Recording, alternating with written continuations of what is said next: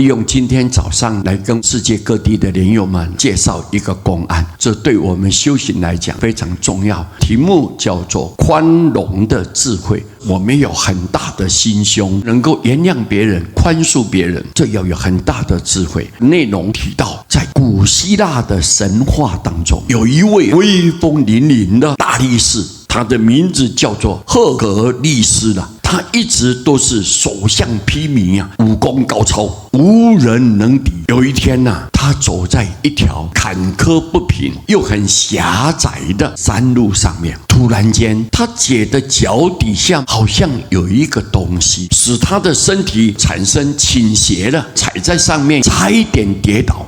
他眼睛很专注的一看，原来脚下躺着一个袋狼啊。他一边骂一边用脚往那个袋狼猛踢过去，只见那个袋狼非但丝毫不动，反而气鼓鼓的膨胀起来了。赫格力斯更生气了，挥起拳头又朝他狠狠地打一下，但他依旧不动如故了，而且还迅速的加倍扩大。赫格力斯暴跳如雷啊！他捡起来一根木棒，朝他砸个不停，但这个袋子却越来越大，最后将整个山路都堵死了。赫格力斯累得气喘吁吁的躺在地上，气急败坏，却又无可奈何。正在这个时候，山中走出了一位修行人，看到这种场景赫格力斯很懊恼地说：“这个东西真可恶啊！存心跟我过不去，把我的路都给堵死了。”这位修行人就淡淡的一笑，对赫格力斯说：“朋友，你知道吗？它叫做仇恨带呀。如果你不去理睬它，或者是干脆就绕开它，它便会犹如当初一样小小的。一旦如果你侵犯它了，它就会膨胀起来，挡住你的去路，与你敌对到底呀。因此，我奉劝你别去动它了，你忘了它，离开它，远远的离去吧。”各位。很简短的公案，但是告诉我们，碰到仇恨应该用什么心态去面对、去处理。人生在世，难免会与别人产生摩擦、误会，甚至仇恨。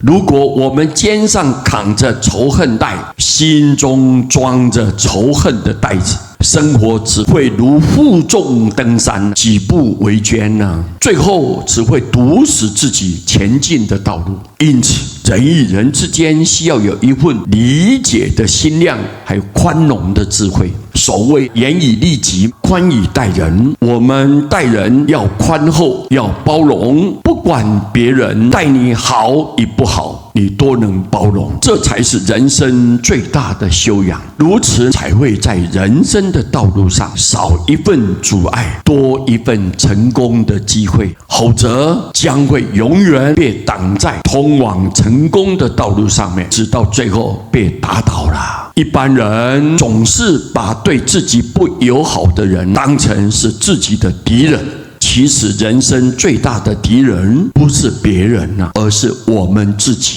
因为外面的敌人我们容易了解，容易去防备，反而是自己最不容易认识，最不容易了解，因此也就不容易控制处理自己的情绪我们对自己的贪欲往往禁止不了，脾气嗔恨也化解不了，于是自己就成为自己的敌人了，处处招来很多罪业，惹来很多灾祸。所以人生最大的敌人是我们自己因为我们业障很深，烦恼不断，所以佛才教导我们虔诚的念佛，信心的念佛，感恩的念佛。因为佛号里面有无量的光明，你在念佛的当下，光明从来没有离开你，而且有25尊的菩萨如影随形来保护着你，自然你的心性就会慢慢柔软会慈悲，会善良，会尊重，会包容。所以我们要念佛，靠着念佛的功德力加持，